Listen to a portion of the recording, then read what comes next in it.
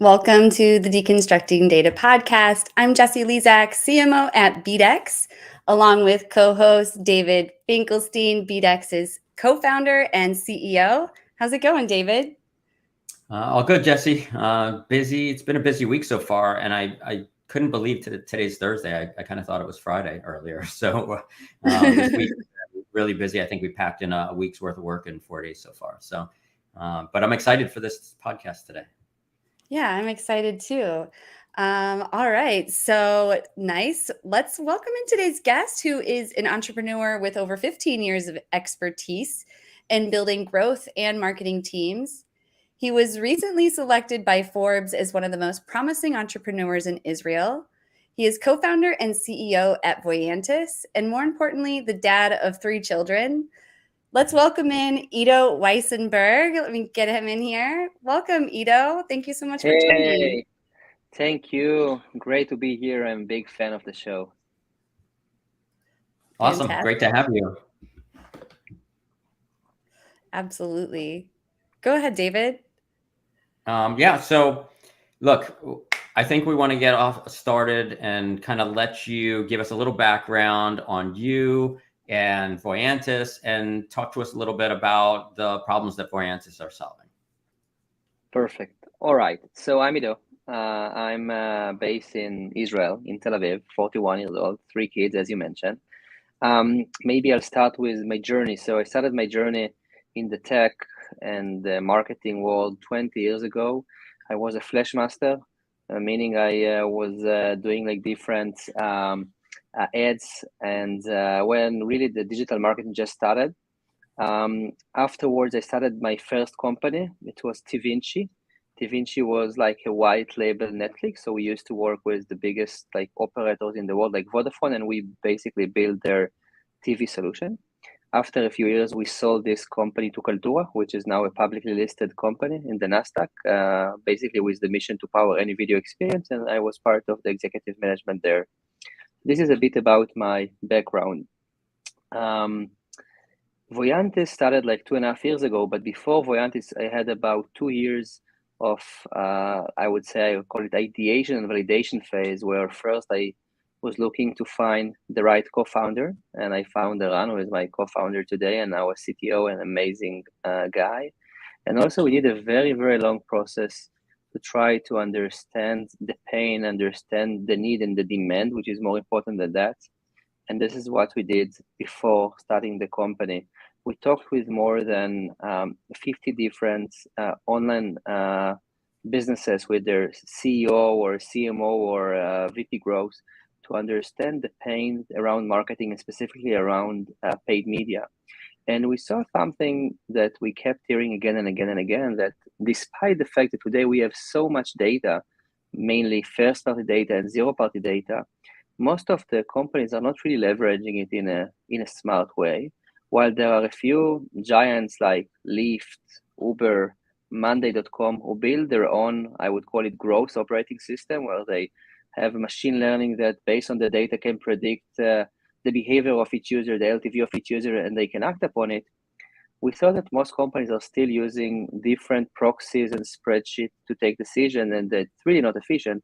And we said, why don't we learn from those giant companies and try to democratize it and provide such a solution as a SaaS solution with no touch? You can implement it quickly and you will get the same results. You'll be able to be much more efficient by understanding today the future value of each of your users. So this is basically was the behind the scene of the company. So if we are thinking about Voyantis, we look at ourselves as an AI platform that helps you improve your marketing profitability by incorporating predictive intent and LTV capabilities. What does it mean? Imagine you could know the future impact of any and every dollar that you are spending today on your paid media in real time. Would you act differently?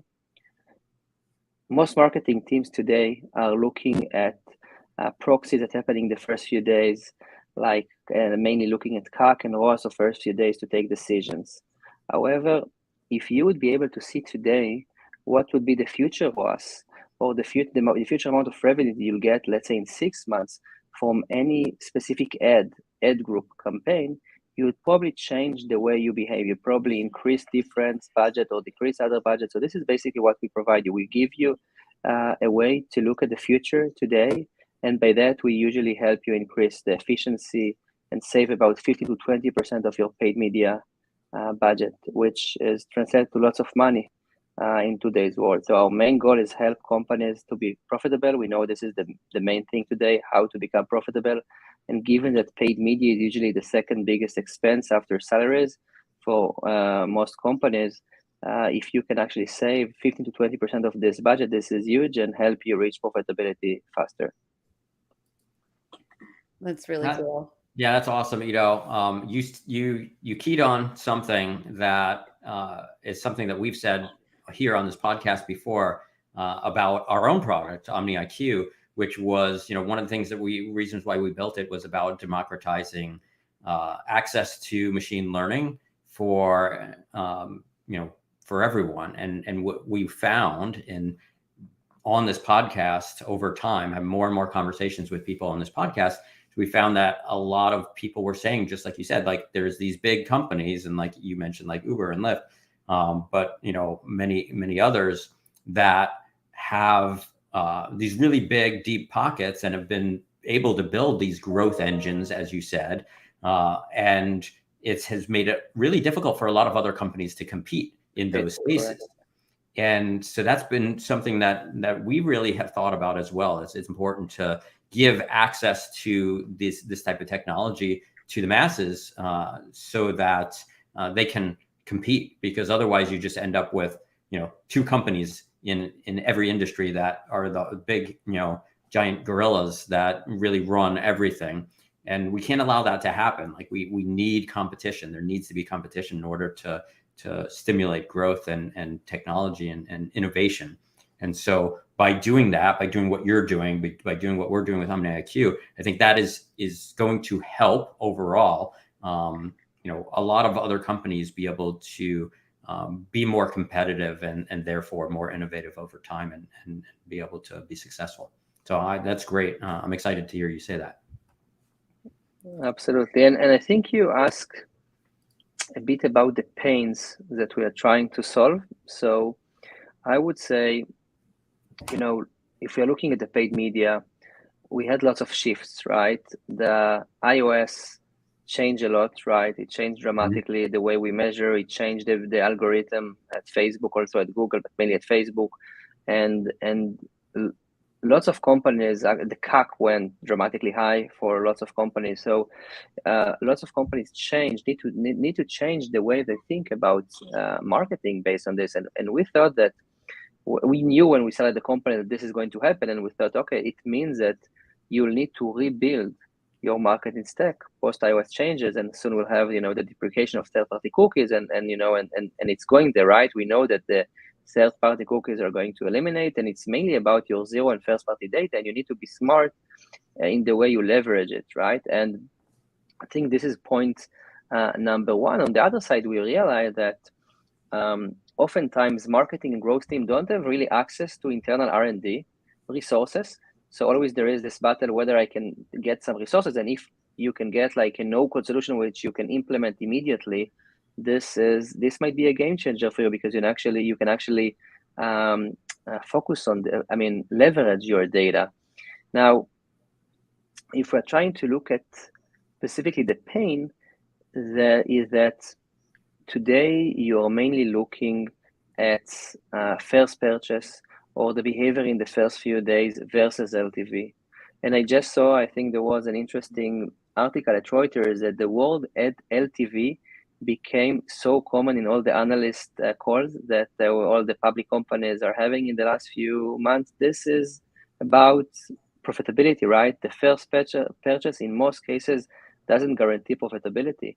So if you would like to get into the profitability, you need to start to look at the future. And we believe that this is one of the biggest pain for any company, any board, any VC discussion is about how can we assure that we are going to the right way.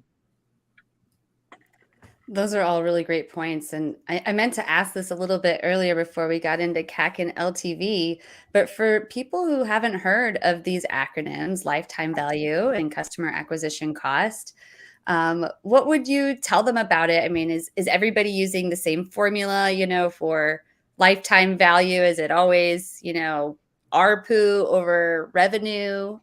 So like how are you measuring that, and does it change?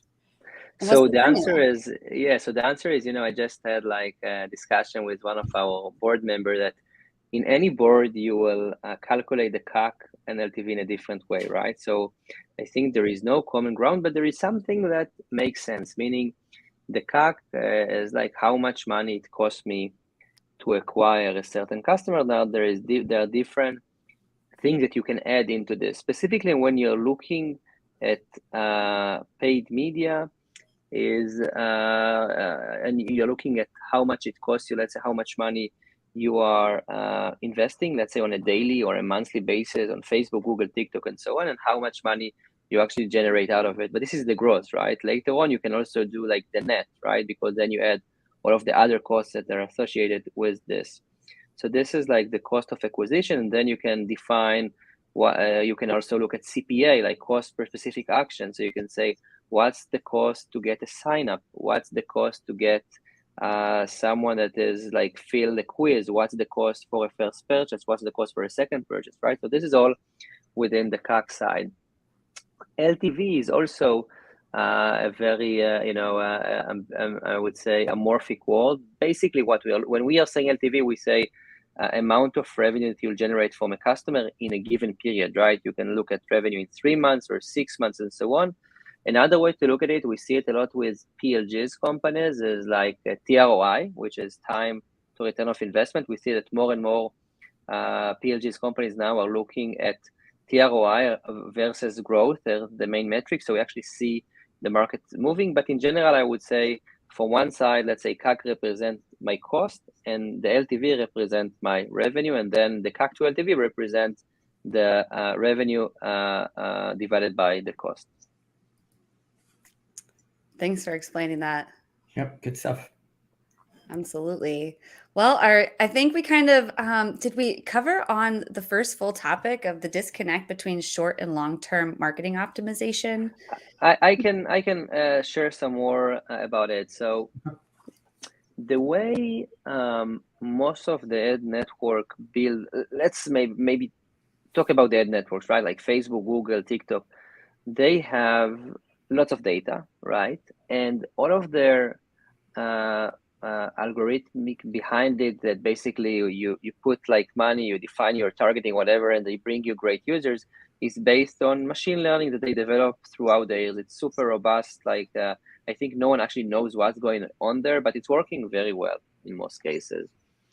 The problem is that the way they design all of the networks like Facebook, Google, TikTok, and the rest, the way they design their machine learning, that they are taking signals that are happening in the first few days. Meaning, if you are now advertising, let's say you are an e-com brand, or let's say a D2C subscription brand, right?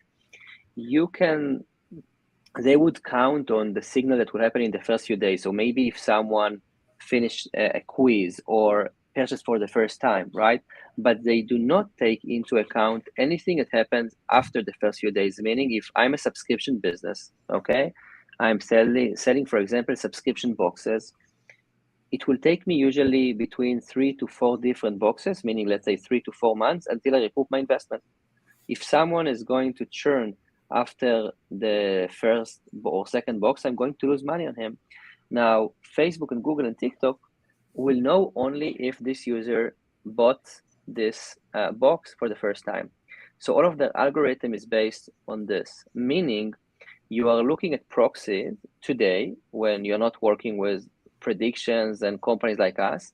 And the way that Facebook and Google and TikTok design their platform is basically that you'll give them a feedback. You'll tell them, look, they ask you, is this user is good or bad? And you'll tell them, yes, is good and bad based on the behavior of this user in the first few days. As I mentioned before, there is no real good correlation between the behavior of the user in the first few days and in most companies and the actual revenues of this user after 6 months. And I'll touch upon it a bit later. What we are saying that there is today a way to tell Facebook and Google. They call it CAPI, Conversions API in Facebook, or you can do it through the server at Google. Basically, you can send through the server synthetic event that actually represent per each individual user their future value. Meaning, we have a way we have a way to instruct the ad network who is a good user. So we provide for the machine learning of the ad network a new signal that tells them for each individual user today what would be the value of this user later on, and this allows the ad network to provide you with much better audiences. I hope it was clear. Yes, and I apologize that I interrupt with the comments. I think I don't know. Did David freeze? Are you still there, David? David might have froze. So we are still here. Yes, we're still here. And DW, he's CTO at BDEX, and he's like, Jesse, ask him about dealing with ad fraud, because this is something that we often help clients with. So what might you add about ad fraud in terms of what you were saying? So I would say that from our perspective, I think there are a great solution out there for ad fraud. We are not dealing with ad fraud, but what we are, but in a sense, what do we do, right? So based on the historical data of all of the users that, let's say, bought something in your website in the last year, we will try to run our machine learning and build profile for who is a good user, right? So in a sense, the frauders won't have high LTV, right? So they won't be there. But in general, again, it's not one of our core competency, right? To see if there is fraud or not, and then we use companies like you and others that can provide the solution for the fraud. Absolutely.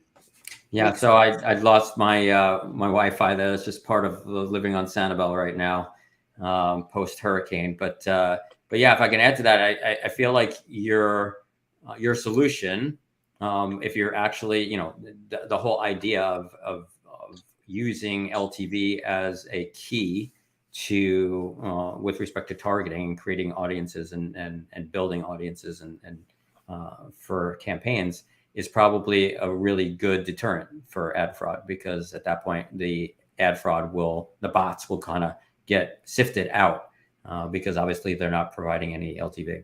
So correct, yes. As David Wellborn saying right there, bots don't buy anything. So correct. Ultimately they end up getting filtered out. If you're really building a campaign based on LTV, that's super powerful. Correct. And I think that once what we saw, that once the network understand this new signal, we see amazing improvements in the ROI. Sometimes the CAC might go up, but if you look at your ROAS, like CAC to LTV, the network is doing a really good job by understanding who is a good and bad user for you. You just need to direct them and tell them, look, although so far, the network thought that any users that buy a subscription box for the first time is good, we will tell you that only 30% of them would remain after month 3. And for us, if they remain after month 3, they're profitable. So we will try to limit Facebook for bringing us users who will buy only for the first time. And once Facebook understands this is a game changer. Usually we see like a uplift in ROI of more than 40-50%. So it's really meaningful for our customers. That's a good point. And that's the exact reason why you have to look at the two together.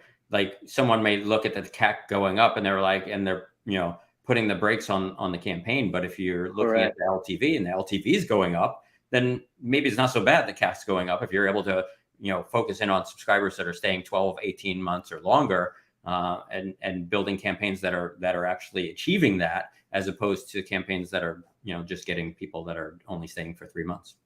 Correct. But there is a good point here, and the reason why Facebook and Google really loves our solution, because they are looking all the time, like looking to provide, you build different creatives and so on. So you get different types of audiences, right? Now, if the CAC is going up, if your main KPI now is CAC, and let's say you have a target CAC of $50, and now suddenly the CAC is $70, you'll probably reduce the budget of the campaign, meaning you will give a negative feedback for Facebook, telling them this is not a good campaign, try to find me new audiences, right? And this is what they'll do. However, maybe Facebook brought you amazing customers now.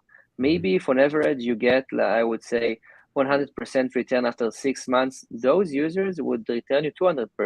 So they are more expensive, but their revenue would be much higher. In fact, instead of giving Facebook a positive feedback to continue to bring it, you tell them a negative feedback because you feel afraid because you just look at CAC. If you'll have the ability to see also the future LTV or the future ROAS on them, you'll tell us, you know what, I know it's above my CAC target, but I see the type of users that you bring, I want more than them. Now, if your competitors don't use the same prediction model, they won't continue to bid on them, and eventually you'll have like a whole new users that are only for you, and eventually alter the number, their price would go down. So this is why I think it's also good for Facebook and Google and TikTok to use those predicted value, because eventually it helps them educate the advertiser that even if the CAC is going up, it makes sense if the LTV obviously is high. I think that's a really good takeaway for anybody that's listening to this, is just to recognize that looking at CAC alone is dangerous, right? And even further to that, being able to segment and look at the LTV on a per channel or per campaign basis, so that you can isolate the CAC versus that LTV. If you're not doing that, I think, just like you said, you're at risk of turning off a campaign that's bringing you really good customers. Correct. Yes. Great takeaway. Love it. Great points. Absolutely. So that was all under the disconnect between short and long-term marketing. I know the second one was shifting from CAC to LTV CAC approach. What more might we add on all of this? So I would like to share something we did recently, which is, I think, super interesting. We have a few tens of customers who are running lots of ads. So we run an analysis in different segments. We run an analysis both on the D2C space and e-com space and PLG space, where we analyze in each segment more than 50,000 different ads. This is all historical analysis. None of this is predictive for now, okay? And we found out something super interesting. First, most advertisers, when they look at the entire spend versus revenue, they are happy, right? This is why they keep, let's assume you are spending $1 million a month. This is why you continue to spend it, because if you look at the entire spend in a month and the revenue you'll get, let's say after 3 months, you see that it makes sense. This is fine. However, we wanted to do an interesting exercise. So we look at 1 year of your historical data in terms of all of your campaigns. Let's say we took only Facebook or Google. Let's take Facebook, for example, and we took the first 3 months, January to March, and we divided all of those 3 months into weekly cohort. Now, in each week, we divided this into different ad set. Let's assume that in each week we had 10 different ad sets. We ended up having hundreds of different cohorts from January to March. Now, what we wanted to look at 6 months ahead. So basically, we put all of those cohorts in, let's say, T0 time, and look 6 months ahead and look at the revenue that each of those cohorts, each of those ad sets brought us after 6 months. And we saw 2 super interesting things. And I'm happy really to share also this survey later on with anyone that would like to see it. Number 1, there is no correlation between the revenue in day 7 to the revenue in day 180. Meaning, in some campaigns, you will see that the revenue in day 7 are really high and in other are really low, but it doesn't mean that after 6 months, you will keep seeing the same trend. In fact, sometimes you see the opposite. Meaning, even though that the CAC for all of those campaigns is quite stable because you had a CAC policy. So in any case, it would be, let's say, around $50, 50, 55, 45, and so on. You will see that the revenue, let's say the ROAS that you actually see in the first few days doesn't really guarantee a good ROAS in 6 months from now. Now you can tell me, but how does it make sense? We do know that when we look at all of our dollars, there is some correlation. And I'll tell you, this might be right when you look at all of your spend data. But when you start to divide it into very small cohort, each one, let's say, bring 10, 20 customers, there is high variation of the behavior of those users, and therefore the average that you use in your Excel doesn't really make sense. So this is point number one. There is no correlation when you look at often lots of ad set or ad group or even specific ads between revenue in the first few days and revenue after 6 months. This is number one. Point number two, which is more interesting, is that when you look at after 6 months, even though that when you look at all of your spend, you get to your target ROAS. So let's assume that you are spending $50 CAC, and in order to be in net 100% ROAS, you need to get to 200% ROAS. So you need to bring $100, right? We actually saw that there is a huge spread of revenue after 6 months between different ad sets, meaning some ad set would bring customers who would buy on average in 250, 300, and so on. Some others would bring very poor users that their average ARPU would be $40, $60, $70. Meaning, if you would actually knew it in day one, there are many ad sets that you're actually losing money on them. What can you do? You can reduce the bid, you can remove some of the ads, you can reduce the target CPA, but you don't see it in real time. Now you actually see it only after you're doing this analysis. So this analysis actually showed that about 30 to 40% of your day-to-day decisions on your paid media, when they are based on CAC, are wrong. You are doing a thing that if you would know the future, you would do differently. If you try to estimate the amount of money that you are losing on this, it sums up to anywhere between 15 to 20% of your spend. So if you are spending $1 million a month, about 150 to 200K per month, you're actually losing money just because some of your ads that bring you poor users. What would you do if you have a solution like us, or you'll do it internally? You will see on a daily basis what would be the future ROAS, what would be the future revenue that you'll get from each ad set, and if this is below your target, you will reallocate this to the good ad set. The results from customers who work with us are quite amazing. We actually see that the ROAS is getting improved by more than 30%. So we actually help you save money and then reallocate this money if you want into the better ads. And we see that this is like a real game changer for companies. And the beauty about it is they can actually see even before the prediction, based on their own data, that there is this inconsistency, there is this potential of saving, because we are just showing them how much inefficiency they have today when we look at their historical data. I hope it was clear. Absolutely. Yeah, that's amazing. It's awesome. And it just completely supports everything that you're talking about being able to, or the importance rather, I said, on focusing on the LTV and CAC together. So that's great. That's awesome. Absolutely.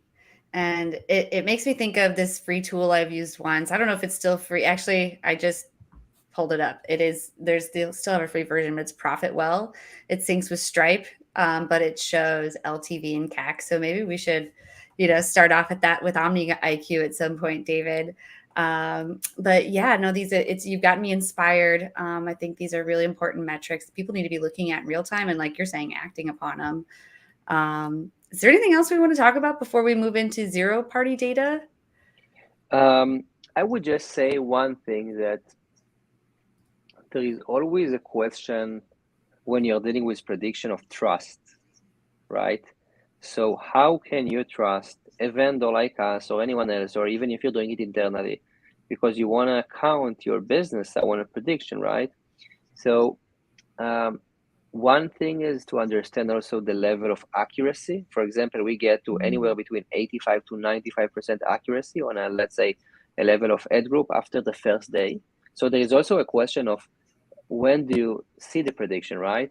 Because if, for example, we provide you the prediction only after 30 days, it's probably too late. You can't change the campaigns, right? You need to see it on day 1, day 2, day 3 in order to actually act upon it.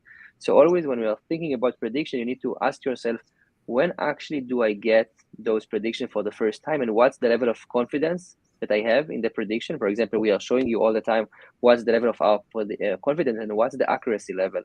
And then there are different means to compare the prediction versus actuals, where you can actually run different analyses that we will provide for you in order to gain trust.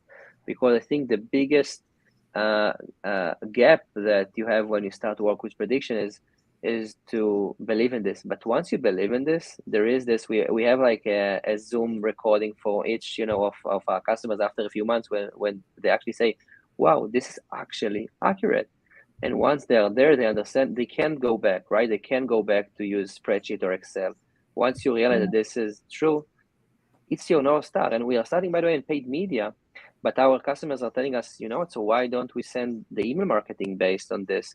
Why don't we provide a churn prevention method based on this? Why don't we even prioritize the support tickets based on this? So we believe that this would become eventually the North Star of any organization once they have trust in the model.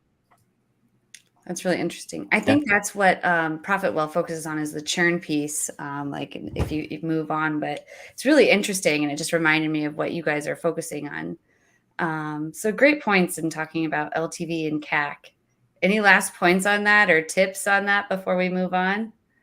No, I think last point from my side, that there is always a confusion when you say about LTV, about historical LTV and future LTV, right? Because any company knows their LTV, right, based on something, right? But what we are saying, that the fact that you know what was your historical LTV, and usually it's like on average, right, doesn't guarantee that this specific average would be the specific LTV of a given user, right? And always when you look at LTV, you need to, for example, Profitwell, which is a great company, they're looking at your historical data, right? It's not a prediction company. Gotcha. And there is you always need to look, I mean, you need to know both, but when you want to get to integrality of a specific user or specific group of users who saw a specific ad, which is 5, 10, 20 different users, you cannot use the average. You need to look at the future. In order to use the future, you must use machine learning. You cannot use Excel. It won't be accurate enough. That's amazing. Yeah. That's a great point. And then I think it's, kudos to you. I mean, your product obviously is doing exactly that for those customers, enabling them to look at a future LTV that is going to be greater than what they're, seeing historically. And so that's isn't that everybody's goal, right? So it's perfect. I hope, yes. Yes. Yeah, and that's really awesome. Thanks for summing up that conversation with that. That was really great. So zero-party data, this is, a new buzzword. And I've even read some controversy around it. Some people like the buzzword, some people don't. But, how would you suggest that people leverage their zero-party data for growth? Fantastic. So I think the beauty of zero-party data is that actually you provide consent, right? They ask you questions. Like zero-party data, it usually comes from like customer surveys and polls and so on, right? So you don't need to answer, right? So it's up to you. So I think it's great, and it's coming into the cookieless world and the privacy world, that it's up to you and you take decision, right? We are seeing, I think, super interesting things with regard to zero-party data. Let's call it quiz. It's easier to understand, right? Often we see more and more companies. I think we saw it a lot in the D2C subscription space, but we are seeing it more, that as part of the let's say the sales process or the navigation process, you have a quiz to personalize the experience for you, right? So for example, you want to buy wine, they will ask you 5 or 10 different questions to provide you with the best wine based on your answers and so on, right? It's becoming a trend. Now, this trend is usually, I mean, the idea behind it usually is to help you get better product. What we figure out that this is also an amazing tool for marketing. And most companies who are having quiz are not using this for marketing. They're using it for product personalization. Why do I say it? Because in fact, when you ask a customer 5 or 10 different questions, you actually reveal their intent, right? So if it's wine, other than just asking about wine, I can see if do you drink like on a weekly basis? Do you drink with your family and your friends? You can actually understand like in a sense the LTV and so on. So even without machine learning, asking the right question, and there is always a question of what are the right questions. So if you are thinking about quiz, I would just tell you, go to the best D2C brands out there and see their quiz, try to understand what they're asking and why do they ask it, right? Because some of those questions would be to personalize the product, but some of the question would be for marketing question, right? Marketing perspective. Now, for us, for the machine learning part, this is amazing, right? Why? Because once we get, let's say, 5 or 10 different questions and we get different answers, this really helps us to segment better the users, right? So what we are telling our customer that don't look as some, let's take it from a different angle. In the past, there was the saying that whenever you add another stage in the funnel, 50% of the users would drop, right? Meaning if you add a quiz, 50% of the users would drop and you will lose money. What we see, and I know that Facebook in Israel at least did an interesting analysis with a few customers, that sometimes just adding the quiz add to the conversion, at least to the right customer that you would like to buy. Why? Because they feel it's now personal for them, right? They feel it's like a personalized experience. So first, I would urge you to do an A/B test. Do like quiz for 10% of your users, 15% of your users, right? And two, you should think about the question you would like to ask and make sure you also have the data, right? Because it's like diamond for you. And even if you don't leverage it now with machine learning, you'll be able to leverage it in the future. So make sure that you actually have the answers somewhere. And I think that this would be a game changer for many companies out there who are using it the right way with their ability to act and understand the future value of each user's base. It's based also in lots of other metrics like the resolution of the screen and the length of the stay and your navigation pattern and many other things. But the quiz specifically will add lots of value to get to very high accuracy in the prediction. I like that. That's really interesting. We talk a lot about making sure that our customers are quizzing their users so that they can understand more about them, because the importance of understanding your own audience and being able to then take that data and applying it into your a specific machine learning model that will help you find more people that are just like those. It's really powerful. Correct. And I would just add one thing. If you're afraid of the conversion damage and so on, you can add a post-purchase survey. And instead of just, so many companies would ask just, where did you hear about us? But you can try to ask some more thing and try about also about the incentive for the users to answer, right? But I'm just saying that don't look at the quiz only as a pre-purchase. It can be for both, and give it a thought. And I would just urge you to look at, relevant companies in your space and see what they're doing. And if they're doing a good quiz, probably there is a reason that they're doing that. That's a great point. Yeah. Anything else on zero-party data you want to cover? Not from my side. Yeah, I think I can't believe it. I have the hard job of stopping us, and I look at the clock, and it's 6 minutes till, and we haven't heard your tech stack. So we would love to hear, what are some of your favorite tools, if you don't mind sharing. Of course. So I would start with two of our customers, and we also use them. One is Notion.